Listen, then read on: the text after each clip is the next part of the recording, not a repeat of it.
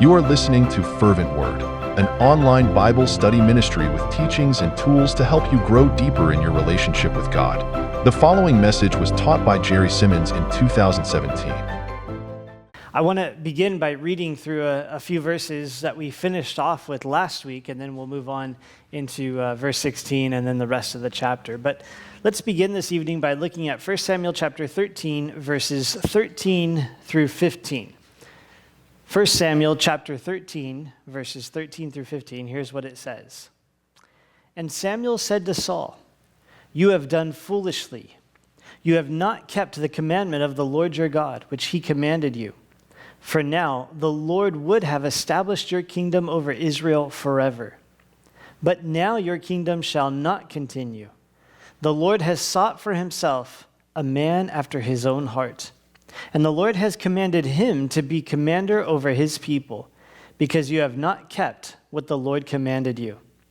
Then Samuel arose and went up from Gilgal to Gibeah of Benjamin, and Saul numbered the people present with him, about 600 men. Here as we look at 1 Samuel chapter 13, we're continuing to consider the subject of pursuing God's heart. And as we talk about the pursuit of God's heart, and we've been looking at that in many different ways over the past many weeks as we've been studying 1 Samuel, we've learned over and over again and looked forward really to this verse that being a man or a woman after God's own heart, to pursue God's heart, really comes down to obedience to God.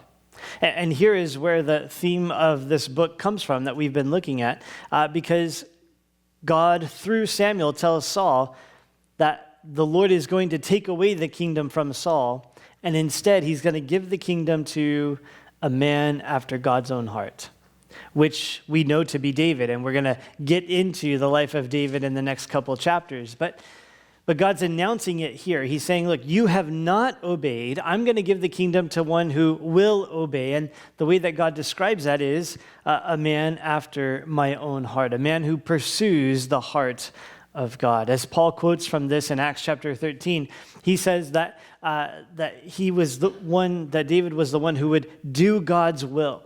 And doing God's will and obedience to God is really what it comes down to when we talk about pursuing God's heart. And so in contrast to the good examples that we've had, we've looked at Hannah as a good example. She was a woman after God's own heart, and God used her to bring forth a prophet, Samuel. And Samuel, we've seen over and over again, is a man after God's own heart, and he was pursuing the heart of God and represented God well to the people. But now in contrast to those good examples and the good example to come, we have Saul. And we saw last week really Saul's first big downfall. We've seen some things that, maybe would cause some concern in the chapters before, but really it was a flat-out disobedience as he decided to take on the role of a priest and offer a sacrifice, a burnt offering to the Lord because, well, he felt like he had to. He said that he was compelled to because, well, the massive Philistine army was gathering against him. And in addition to that, the army that was with him, he had 3,000 soldiers with him, but they were all running away. And even as you see here in verse 15, he's left with 600 men. So the army is gathering against him. His army is scattering. And then he said to Samuel, and it's also your fault, Samuel, because you were late, because you said you were going to be here at this time, and you weren't here. But we see that Saul jumped the gun, and instead of waiting on the Lord and trusting in the Lord, he took matters into his own hands and disobeyed what God had called him to do. And that's when Samuel looks at him and says, "You have done foolishly. You've not kept the commandment. You've disobeyed God. And so your kingdom will not continue because of your disobedience." God would have blessed your kingdom. You could have had, amazing things, the fullness of all that God had in store for you. But you were not a man who pursues God's heart. And so God's going to give the kingdom to another man. Well, now as we go forward from this occasion, we're still in the same situation where the Philistine army has gathered. There's this massive army of the Philistines right there threatening Saul and Israel, and they're still in the midst of that situation. Even though they've received this, tragic news that Saul's kingdom is going to end, it doesn't end immediately. And so here is Saul now, in his own strength, really, going to be trying to deal with this threat and this issue. And yet we see a good example, again, in contrast to Saul, in his son Jonathan. And here we get to see Jonathan as a man after God's own heart. And so we'll be primarily looking at the example of Jonathan this evening, and the title of the message is Pursue God's Heart When Nobody Else Is.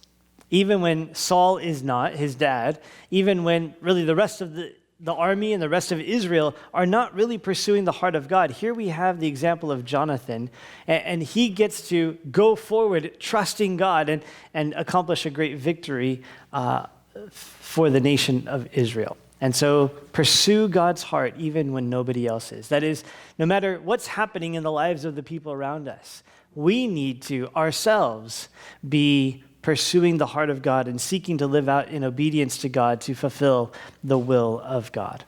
Well, let's move on now into verses 16 through 23, and that gives us point number one. Here's point number one. We live in defeat we live in defeat apart from God's work. Here's one of the reasons why we need to pursue the heart of God, because without God working in our lives, without us experiencing the work of God, we're going to be living in defeat. And what we see here in these verses is the result of Saul's disobedience to God, his disregard for what God says, and the defeat that the nation as a whole is experiencing. Starting in verse 16, it says, Saul, Jonathan his son, and the people present with them remained in Gibeah of Benjamin, but the Philistines encamped in Michmash. Then raiders came out of the camp of the Philistines in 3 companies. One company turned on the road to Ophrah, to the land of Shual. Another company turned to the road of Beth Horon, and another company turned to the road of the border that overlooks the valley of Zebulun toward the wilderness. So what it's describing here is there's the 2 army camps. You have the camp of the Philistines at Michmash, and remember from last week, that's a massive army. 3,000 chariots, maybe 30,000 chariots, 6,000 horsemen. It describes the foot soldiers as the multitude of the sand. So it's a massive army. And then here you have Saul and his army of 600 men. He had 3,000 before. That's still not a large force against this massive Philistine force, but now they've dwindled to almost nothing. And there's just a few of them, but they're camped kind of on opposite sides of a valley, and they're able to, see what's happening in each other's camp. And here is Saul and his army, his 600 guys, camped there, watching this massive Philistine army. And what I would ask you to consider here is they are completely helpless and powerless as they watch these raiders go out of the camp of the Philistines. And just maybe try to put yourself in their shoes for a moment. Being in Saul's shoes, or maybe being in one of his soldiers' shoes or his commander's shoes, that here you are, you're part of the army to protect the nation. And here's these Philistines who have invaded, and they're right in your face, and there's nothing that you can do about it. And then furthermore, they are sending out raiding parties.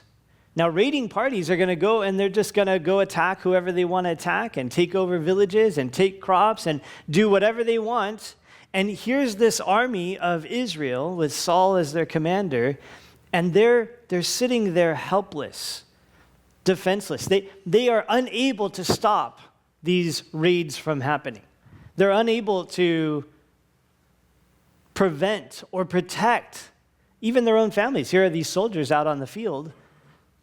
They don't know that their own families might be in danger as they're, here camped out against the Philistines. And so I can imagine, I see that like their hearts would be just devastated as they're watching the enemy raid their territory and destroy their families, destroy their crops and their homes. And you can imagine the devastation that they would feel as they're watching this take place.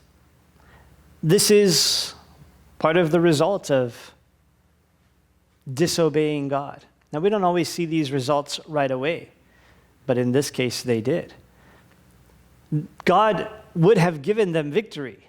And there would have been, God's already many times given them great victory over the Philistines. But now, as a result of this disobedience, here they are in this place, forced to just watch as these raiding parties go out to bring destruction to their homes and the land around them. Verse 19. Now there was no blacksmith to be found throughout all the land of Israel. For the Philistines said, lest the Hebrews make swords or spears. But all the Israelites would go down to the Philistines to sharpen each man's plowshare, his mattock, his axe, and his sickle. And the charge for sharpening was a pim for the plowshares, the mattocks, the forks, and the axes, and to set the points of the goads. So not only are they in this position where they're forced to just sit there while these raiding parties go out, but here it further goes on to tell us they're defenseless. Not only are they helpless, not only are they just completely defeated and unable to do anything, but they don't even have any weapons, so that if they wanted to try to do something, they're vastly outnumbered. But even if they weren't outnumbered, they don't have weapons, because the Philistines have been such a threat and over them for so long that all of the blacksmiths are gone. They've taken them away. So they're not allowed. It's illegal to be a blacksmith. And so there is no way for them to forge, swords and to make spears. There's no way for them to do that. In fact, the Philistines had set up, so if you guys need something sharpened or some kind of ironwork done, you got to come to us. We'll help you with your farming equipment, but we're not going to help you with anything else. And so here's the charge for that. And so they had to pay them, and they were at the mercy of the Philistines for all types of ironwork. And so again, we're getting to see the picture here of, well, apart from God's work, we live in defeat. This is the reality. They are helpless. They are defenseless. They have no weapons to protect themselves or to protect the people around them. Verse 22. So it came about on the day of battle that there was neither sword nor spear found in the hand of any of the people who were with Saul and Jonathan, but they were found with Saul and Jonathan his son. And the garrison of the Philistines went out to the pass of Michmash. So here, there's no weapons in Israel except for Saul and Jonathan. This is not very much. It's two guys have weapons, and that's it. And they're in this position of helplessness, again, as a result of this disobedience to God. And again, that's why the point is in verse 13 or verse 16 through 23 here. We live in defeat. I said it again. We live in defeat. We live in defeat apart from God's work. This is not just something that happened for them in describing their situation, but I would suggest that it's really important for us to be obedient to God and to walk in the will of God and in pursuit of God's heart, because when we are disobedient to God, we put ourselves in a position that is similar to this, where we are open to the enemy's attack. We put ourselves in a position where we can do nothing about it except to watch the enemy bring devastation to our life and to the lives of those around us. And that's not a good place to be. It's not a good feeling to see the results of sin, to see the consequences of sin, to see the attacks of the enemy coming strong.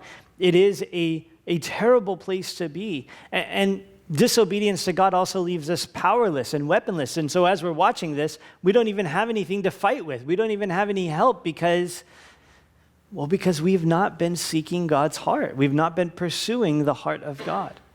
In our battles, Paul tells us that our warfare is not against flesh and blood, right? That's not what we battle against. We are in the midst of a spiritual battle, and if we're not pursuing the heart of God, we are helpless and powerless in that battle. We live in defeat apart from God's work. We are desperate for God's work in our lives. We are desperate for God to bring deliverance and to accomplish victories and to give power and to provide the weapons. And, we have those promises, no weapon formed against you shall prosper. And those are great promises, but those are promises to those who are pursuing the heart of God. And so as we get started in talking about pursuing God's heart when nobody else is, I just want to help us to reflect on this reality that the alternative, it's not always easy to pursue God's heart.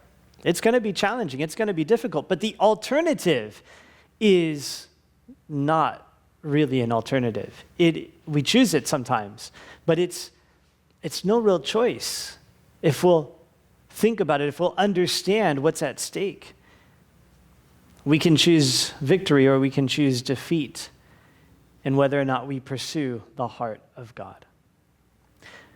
Well, that'll bring us now to chapter 14 as we move forward into this book, and we'll be looking at verses 1 through 7 for point number 2, and that is trust that God can work. And so here we have the context of the whole army is basically just sitting there. Saul's just sitting there, the army's just sitting there, they have no weapons. But now we're going to look at this example of Jonathan, and Jonathan is going to trust that God can work. Even though things look really bad, even though there is no power, even though there is no great, hope or help, Jonathan hasn't given up. And he is going to trust that even in the midst of this situation where they're vastly outnumbered and that they're, defenseless compared to their enemy, Jonathan is still able to trust that, God, you could still do something. And he's going to give God an opportunity to do that. So trust that God can work. Pastor David Guzik says, the Israelites were in a military conflict where victory from all outward appearance was impossible. They were vastly outnumbered. They were greatly surpassed in military technology. Yet Jonathan is bold enough to go over to the Philistine garrison just to see what the Lord might want to do. Let's start in verse 1. It says, now it happened one day that Jonathan, the son of Saul, said to the young man who bore his armor, come, let us go over to the Philistines' garrison that is on the other side. But he did not tell his father. So we are introduced now to Jonathan here in chapter 14, and he has an armor bearer with him. That was the normal thing of the day. The commanders and generals and such, they would have the one alongside of them who would carry their armor and be there to support them. And so Jonathan confides in this guy. He's not telling his dad. He's just thinking out loud. He says, what if we just go over to check out the garrison of the Philistines? Let's go check out their camp, and maybe God wants to do something. Now, that's not said specifically here, but notice what he says, if you'll jump down to verse 6 for just a moment. It says, then Jonathan said to the young man who bore his armor, come, let us go over to the garrison of these uncircumcised. It may be that the Lord will work for us, for nothing restrains the Lord from saving by many or by few. The whole reason why Jonathan got out of bed today and decides, let's go check out the garrison of the Philistines, is because this is his mindset. This is where he's at. He's saying, I wonder if God would want to do some kind of deliverance today. And God's not limited. If he wants to save all of Israel with just the two of us, armor bearer, you and me, God could do that. And so right from the get-go, as he gets out of bed today, he says, I trust that God could work. I trust that God's able to handle this situation, and he doesn't need a massive army to do it. He could do it with just me and you. And so he tells his armor bearer, hey, let's just go check it out. He doesn't reveal everything yet to his armor bearer, maybe because he thought, well, if I tell my armor bearer, then he won't come with me. Probably not. But here we just see him go. He just says, let's go check it out. Let's go see what the situation is.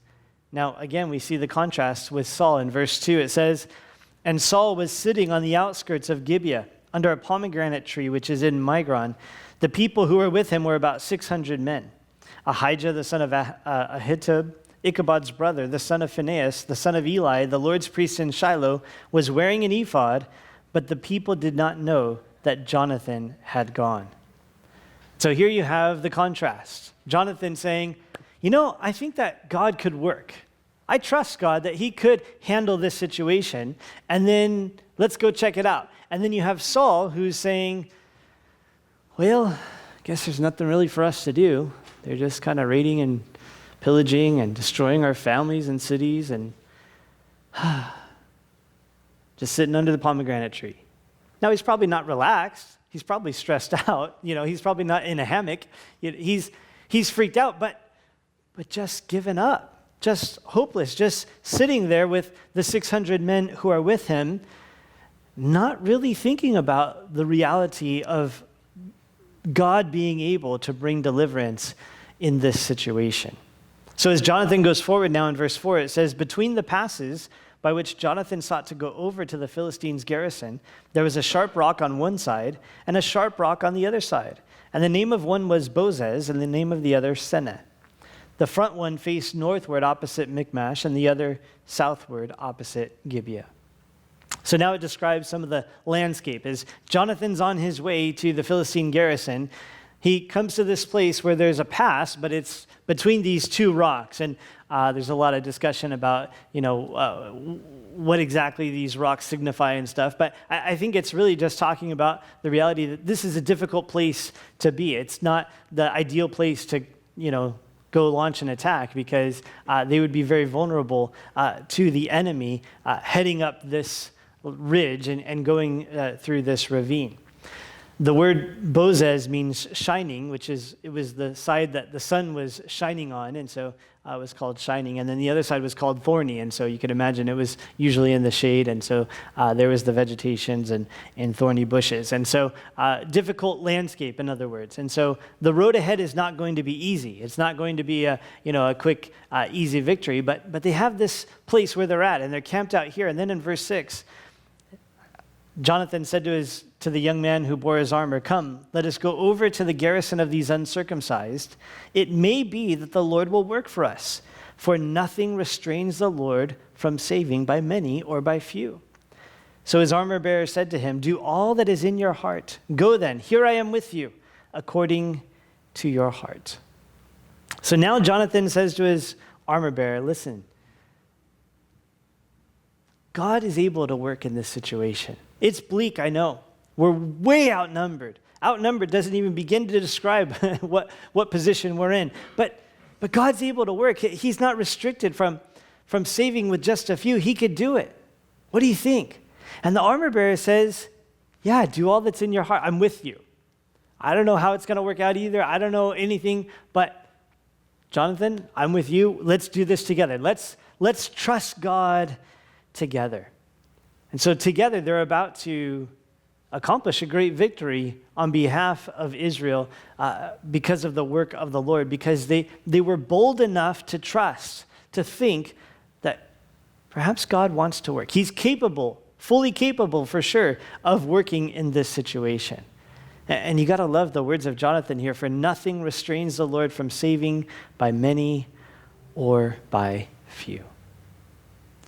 Dave Guzik describes this as wise courage in God. This is a courageous man we're looking at, someone who believed that God was able to do the impossible. And this evening, I want us to consider the example of Jonathan for our own lives as well, that we need to trust that God can work. Now, understand the situation here. God could have chosen not to work, and that would have been his right, and it wouldn't have been a bad situation. It wouldn't have been a negative mark for Jonathan. I mean, it wasn't that Jonathan was trying to force God to work, or that Jonathan was trying to get God to do something he didn't want to do.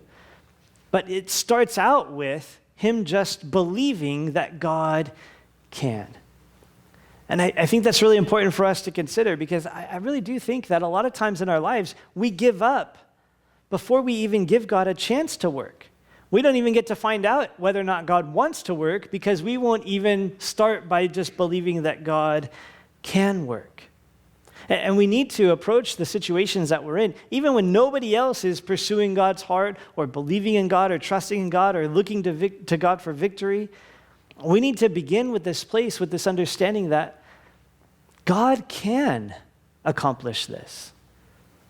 Now, there is a question about whether he wants to and how he wants to, and the way that he works. There's a lot of variety there, but let's just start with the basics and recognize and really believe that God can work in whatever situation that we face.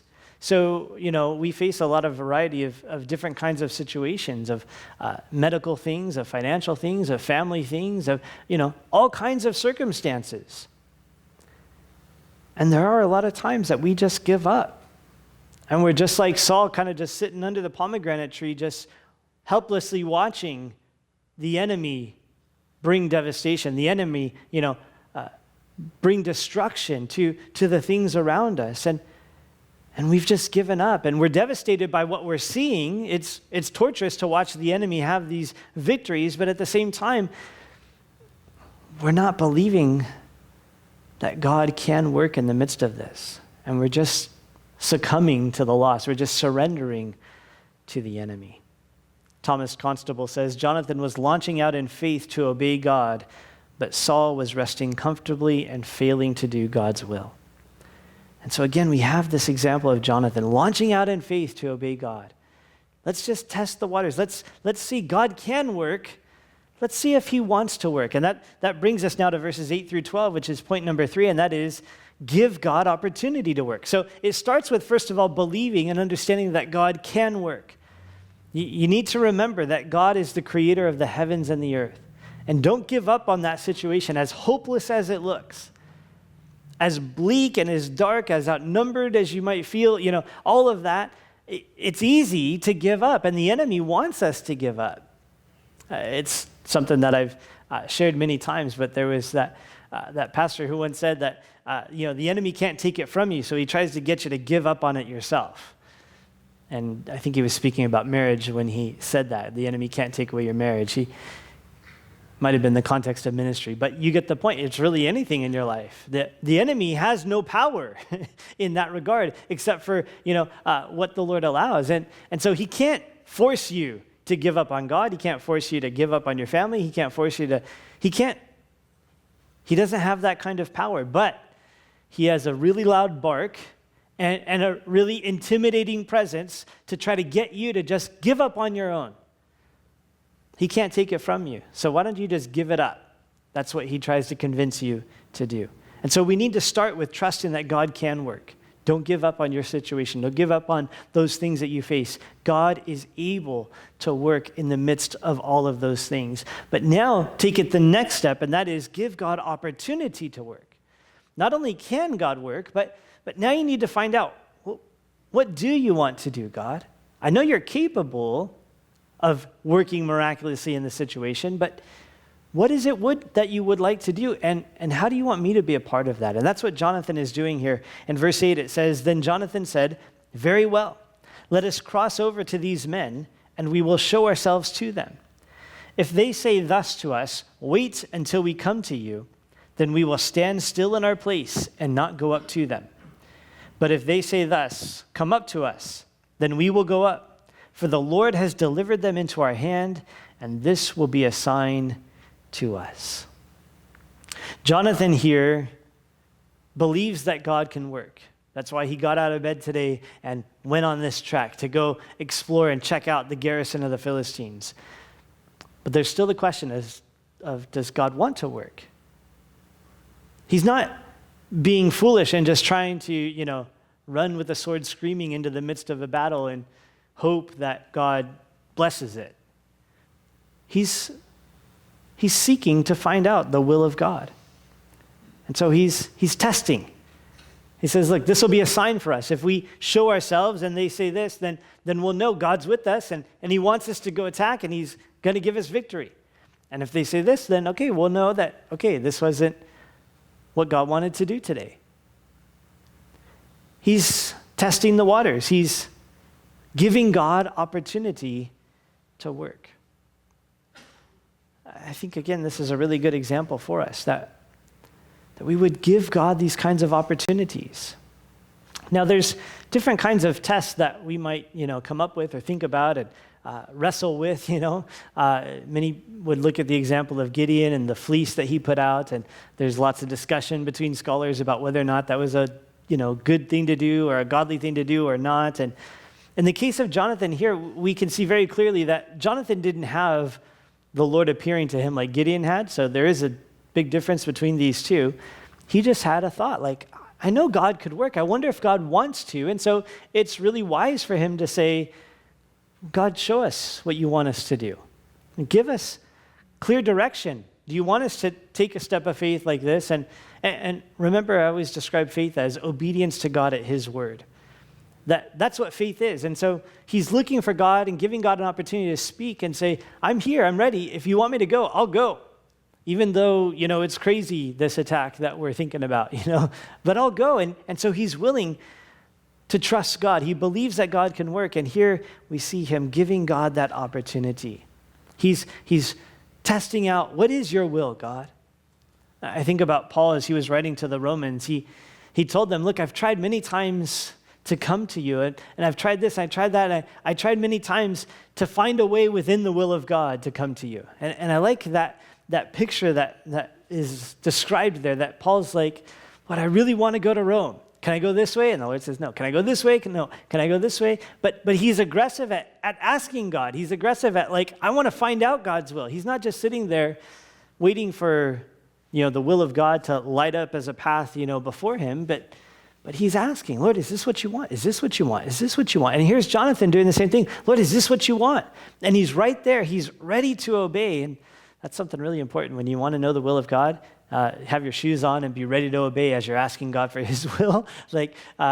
Don't be in the posture of, like Saul sitting under the pomegranate tree, okay, God, I'll do your will, if you show me. And really what's happening a lot of times is we're just hoping that God shows us and that it's something we want to do. And if it's not something we want to do, well, maybe I won't really pay that much attention to it. I probably just, was thinking nonsense, probably wasn't really God speaking. And so, no, have your shoes on. Be ready to go. And that's where does Jonathan ask God if he wants him to go into this battle? He's at the garrison. He's there. He's not back at the camp. He's already, gone here. He's ready to obey. If the Lord wants to do this, I'm ready. I'm right on the verge here. I'm ready to engage in this battle. Well, verse 11, it tells us, so both of them showed themselves to the garrison of the Philistines. And the Philistines said, look, the Hebrews are coming out of the holes where they have hidden. Then the man of the garrison called to Jonathan and his armor bearer and said, come up to us, and we will show you something. Jonathan said to his armor bearer, come up after me, for the Lord has delivered them into the hand of Israel.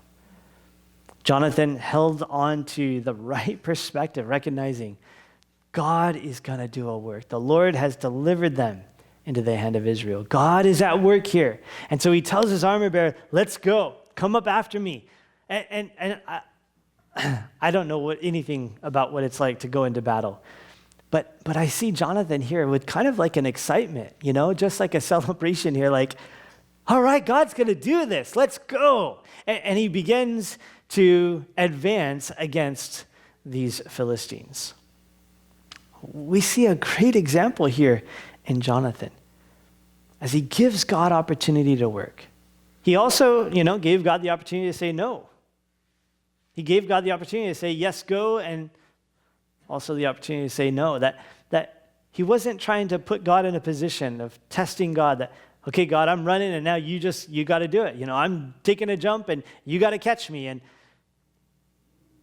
not waiting back at the camp for God to, work out everything. He's right here on the verge of the battle saying, okay, Lord, show me what you want me to do. I'm ready to go to battle. I'll walk away if you don't want me to go into the battle. Whatever you want, Lord. He's giving God this opportunity to work. Dave Guzik says that Jonathan is showing wisdom, not unbelief in this. That God hasn't given him a specific clear word, and so he's just giving him the opportunity. He says he is humble enough to know that his heart might be wrong. So Jonathan asked God to guide him. I think that's really important for us to consider, that Jonathan woke up today thinking, wow, God could do this. What if God wants to do this? But he's not so arrogant as to just expect that, well, because this is what I think, this must be true. He's saying, Lord, I want to let you lead. And so if you want us to go, we'll go. If you want us to stay, we'll stay. He gave God opportunity and authority in his life to lead him. And this is what we need to do as well. To present ourselves to God in a way that we believe, I trust that you can work. I know that you can accomplish miraculous things in this situation. Now, Lord, here am I. Would you like me to be part of this victory? Would you like me to be part of the work that you want to do? What would you have me to do? And to make ourselves available, to give God opportunity to work through us in the situations at hand. Moving on now to verse 13 through 15, here we have point number 4, and that is get to work. And this is important. I've shared this many times before also, but we can't think about the will of God and the work of God and think we're just going to sit here and then God's going to do everything. But here we see Jonathan engages in the battle. Verse 13. And Jonathan climbed up on his hands and knees with his armor bearer after him, and they fell before Jonathan. And as he came after him, his armor bearer killed them. That first slaughter which Jonathan and his armor bearer made was about 20 men within about half an acre of land. And there was trembling in the camp, in the field, and among all the people. The garrison and the raiders also trembled, and the earth quaked, so that it was a very great trembling. Here is Jonathan wakens with the realization, God could do this. He gives God the opportunity, and then he gets involved in the work. Now, we see that God does a miraculous intervention here in verse 15. There's an earthquake that takes place, and it really shakes up the whole garrison, all of the raiders, that are out scattered raiding all over the place. So all of the Philistines, wherever they're at within Israel's territory, they're all shook up now. They're all freaked out. God is really doing a mighty work. But notice when that happens. It's after verse 13, right? Verse 15 comes after verse 13. In verse 13, Jonathan climbed up on his hands and knees. And so you see Jonathan heading into battle. He is getting involved in the work. He's not just believing that God can work. He's not just giving God opportunity to work, but now he's actually putting his own life at risk to get involved in the work and really put feet to his faith and say, okay, a few moments ago I said God could save by many or by few. Nothing's, and anybody could say that. Theologically, I would suggest the army back at the camp would have probably agreed with that statement. Oh yeah, the Lord could save with many or by few. But declaring that statement and acknowledging, oh yeah, that's a true statement, and then climbing up a cliff on your hands and knees to where the enemy's up top, they have the strategic advantage with their numbers, with their weapons, but also with just the geography. That's a whole different thing. He really is trusting God to work, so much so that he's willing to be part of it himself. And this is the thing that sometimes we lack, that theologically we believe that God could work, but not so much so that we actually participate in the work, that we don't actually necessarily jump in and expend our own energy and expend our own selves and put our own selves at risk and take steps of faith ourselves. That's risky. Can't take steps of faith. That's risky. That's dangerous. What if I stumble? What if I fall? What if it doesn't work out? What if the ends don't meet, or whatever the case might be? But here, Jonathan, first he trusts that God can work. Then he gives God opportunity to speak and direct, and when God does, he says, okay, now I'm going forward, and I'm going to do this. And this is amazing faith that he demonstrates here, climbing up with his hands and knees. Again, he's personally, physically involved, working hard to get involved in this battle. His armor bearer comes with him, and the enemy begins to fall before him. His armor bearer is finishing him off as he's just boom, boom, boom, taking on each guy at a time. And within just a few moments, 20 of the enemy are dead in this half acre of land. Now 20, it's a lot for one or two guys to deal with, right? But it's not a lot compared to the army that they're facing. But now as they've engaged with these 20 soldiers, now God begins to bring his forces, and the earth shakes, and the Philistines tremble in verse 15. You see, God really starts his work. He shows up in force after, again, I think if I was Jonathan, I'd be like, okay, Lord, give him an earthquake, and then I'll rush up the hill. It's like, give that. You work first, and then I'll participate. But many times we have to take steps of faith and trust that God has told us to go, so let's go and then understand that God's with us. We may not see it, we may not recognize it, but it's as we get engaged in the work that God shows up in force. We need to test the waters. Take steps of faith. I always like the example of the priests who had to stand in the water. Their ankles had to get wet. And then God began to part the river. It wasn't like with Moses. He just held out his staff over and then the Red Sea parted. When they crossed the Jordan, the priests had to get into the water. Their feet had to get wet. And then God parted the Jordan River. And that's true so many times in the way that God works. He calls us to go out in faith, to trust him, to really take steps of faith. And that means our feet are going to have to get wet. Our ankles are going to have to get wet. We're going to have to scramble up a hill. He's going to show up. We can trust him to show up. But he calls us to go at his word that he's going to show up. And as you give God opportunity to work, again, I said, have your tennis shoes on. Be ready to get into the work. Be ready to go, because that's what God is going to call you to as he gives you opportunity to participate in the victory that he wants to accomplish.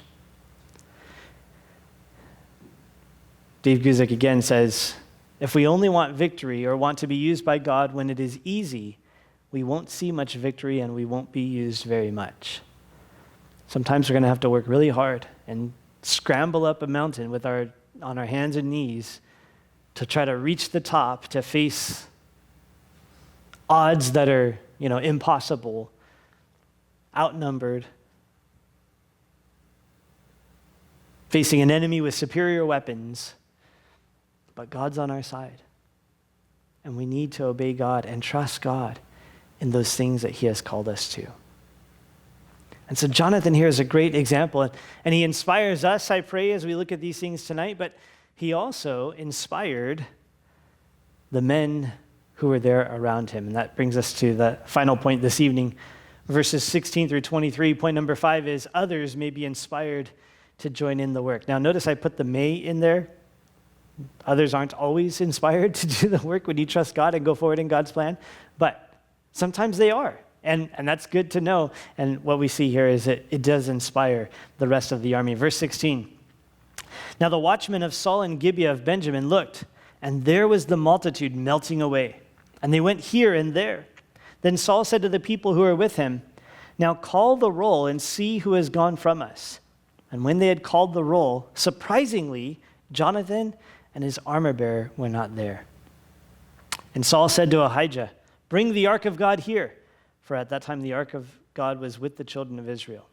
Now it happened while Saul talked to the priest that the noise which was in the camp of the Philistines continued to increase. So Saul said to the priest, withdraw your hand. So Jonathan here takes this step of faith. He wakes up today, he thinks, God could work. I believe that God can work, and maybe he wants to work. I'm going to give him an opportunity to do this victory. And so he goes, he ends up there at the garrison, and God gives him the indication, yes, go. And he climbs up the mountain, and he begins this attack, and God sends an earthquake. And now the multitude is melting away, it says in verse 16.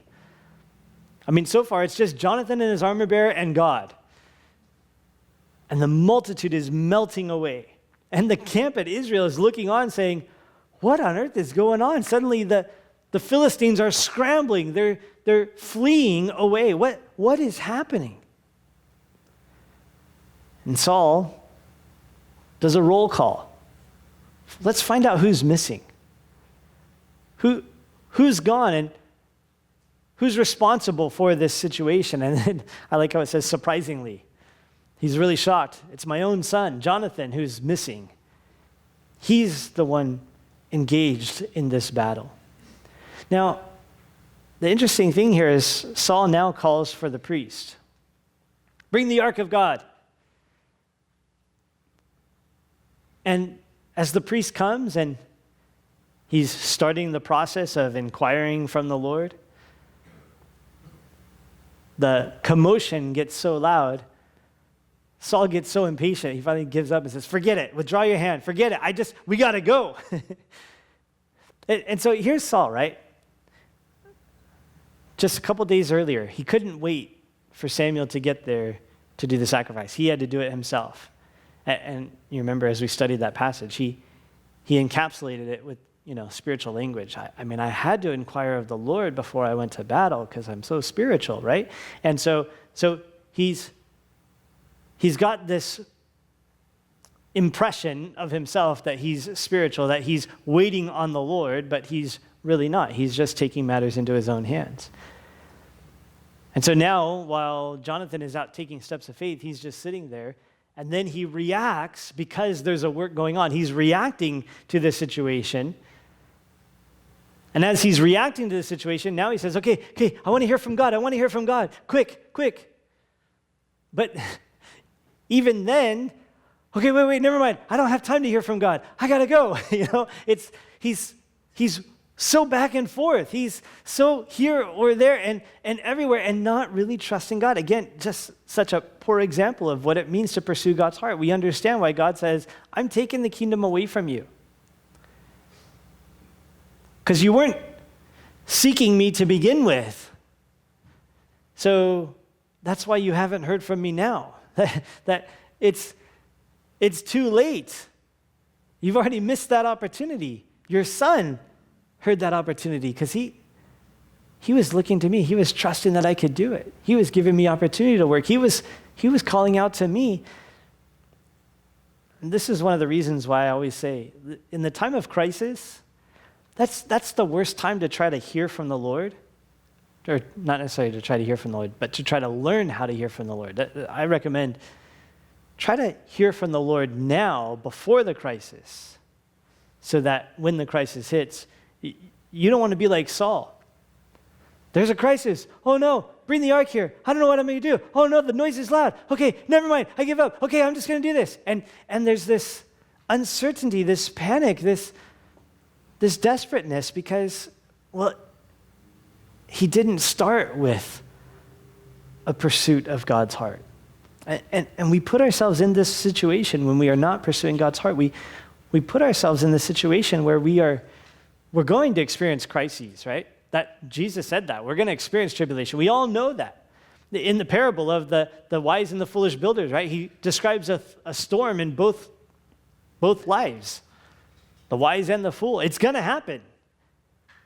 But the wise hear the words of the Lord and build their house upon the rock. They obey them.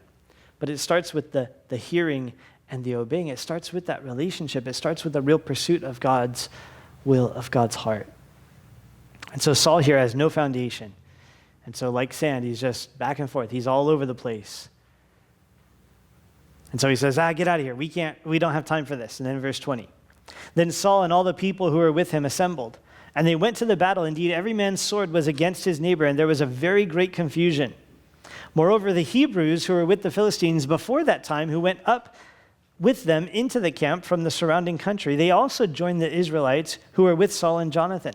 Likewise, all the men of Israel who had hidden in the mountains of Ephraim, when they heard that the Philistines fled, they also followed hard after them in battle. So here at the example of Jonathan and his armor bearer, and as they get the work started, as they trust God and God joins with them in the work, even though Saul was not pursuing the heart of God,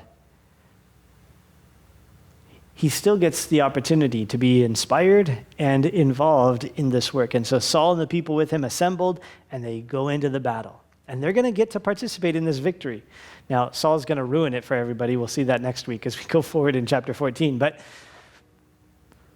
they're engaged now in the battle because Jonathan was bold enough to trust God, to give God an opportunity to work, and to personally actually get involved in that work and start the battle.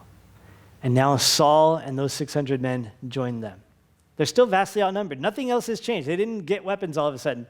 So they're getting involved even though it wasn't their natural inclination. The work of God through Jonathan and his armor bearer is inspiring now the rest of the soldiers to join in the battle. But not only that, in verse 21, it's very interesting.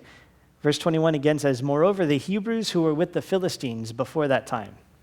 who went up with them into the camp from the surrounding country, they also joined the Israelites who were with Saul and Jonathan. So some of the Jewish people were with the Philistines. Whether they had surrendered, or whether they just were forced labor, or whether they were captured, or we don't know all of the details. But here, these Hebrews amongst the camp of the Philistines, they see what's going on. And now they're given boldness to fight. They are inspired as well, as God is on the move. Now, it was sparked by Jonathan and his armor bearer trusting God, and God works, and now others are getting involved, and even this group who are amongst the Philistines, they rise up, and they began to participate in this battle as well. And then verse 22, likewise all the men of Israel who had hidden in the mountains of Ephraim. Remember last week we saw that they were hiding in shrubs and hiding in holes and caves, and anywhere they could hide, they were just running like crazy. Suddenly they're peeking their head out the cave door, like, what? What's happening? What's going on? There's a battle going on. God's bringing a victory, and they're getting involved in the battle too. And so people are coming out of the woodwork. They're getting involved. They're participating. And it was all sparked by the step of faith that Jonathan and his armor bearer took. Sometimes it's easy for us to be frustrated at how everybody's just laying around in their hammocks, not doing what they're supposed to be doing. But sometimes the Lord wants to use us to just trust him and put ourselves out there and get involved in the battle. And then God's going to use that to speak to the others who are just laying there that need to be in the battle but are not. And the Lord could use you to help others catch the vision and catch the fire and get on board with what God wants to do. And God wanted to bring victory today. And so verse 23 tells us, so the Lord saved Israel that day, and the battle shifted to Beth Aven. The Lord saved Israel. Notice it doesn't say Jonathan saved Israel or the armor bearer or Saul, or it was clearly a work of God. But it was a work of God that came about because there was a man who was willing to trust that God could work. Even though nobody else was trusting God at that time. Even though nobody else was seeking God for some kind of victory or seeking God for some kind of vision, they weren't pursuing God's heart. There was a man who trusted that God could work. As he's looking at the defeat, as he's looking at the devastation of the situation that they're in, he's thinking to himself, God, you can work. I know you can work. I know you can overcome this. You can bring great victory in the midst of this. And so I want to give you opportunity, Lord. I don't know if you want me to do this, but I want to give you a chance to work if you want to work. And so he puts himself in a situation. He really makes himself vulnerable. I mean, he could have been in a dangerous situation there at the garrison of the Philistines. But Lord, I just want to give you this chance. Do you want to work? Do you want me to go into this battle? Do you want me to get this started? When God said, yeah, he said, okay. And he went. He scrambled up the hill. He expended energy, risked his life to do what God had set before him. And it inspired many others to get involved in the work of the Lord as well. And God did a great victory. This evening, as we consider the example of Jonathan, I want to encourage you to pursue God's heart, even if nobody else is. Whatever situation you might be facing. It's devastating. It's a horrible place to sit there and watch the defeat, the devastation of the enemy rampaging. But God can work. It's not beyond his reach. His arms are not too short that he could save. That's what he says in another place. Trust God that he could work. Now, when he works and how he works, that's all up to God. But we need to know first that God can work and then give God the opportunity to work. Lord, would you use me? And how do you want to use me? How do you want me to get involved? What do you want me to do? But as you seek the Lord for that opportunity, have your tennis shoes on, your combat boots, or whatever you need. Be ready to go. Because as God gives you that instruction, you need to go. Don't be looking to find out the will of God so you can decide if you want to obey the will of God. Be looking to find out the will of God so that you can immediately engage in God's will, get to work. And you never know. God could use you to inspire the friends and family, the people around you that are not engaged in the way that they should be. God can use you to stir them up and get them involved in the work that God wants to do. We want to close out tonight with a time of worship. So Jonathan, you can come on up. And we want to just give you the opportunity now to seek the Lord about pursuing his heart and giving him an opportunity to work. And you know exactly what's on your heart as far as situations that you're facing and wonderings that you have. And you know what's going on there. So I want to encourage you during this time to just present those before the Lord. Start by just trusting God, you can work. You're able to bring deliverance. You're able to work miraculously. And so we can make ourselves available to God this evening. Give him an opportunity to lead us and to speak to us. And like we always do on Wednesday evenings, we want to give you the opportunity to minister to each other as well. And so maybe God wants to use one of you to encourage someone else and to help them, build them up and get them involved in the work of God. Or maybe you just need to reach out to someone and say, hey, can you pray? Because I think maybe God does want to work, and I just want to be available for that. And so if you want to share with one another or pray for one another during these worship songs, feel free to move about the cabin, engage with one another and the Lord as we seek him together for what he wants to do. Let's pursue God's heart. We pray you have been blessed by this Bible teaching. The power of God to change a life is found in the daily reading of his word. Visit ferventword.com to find more teachings and Bible study resources.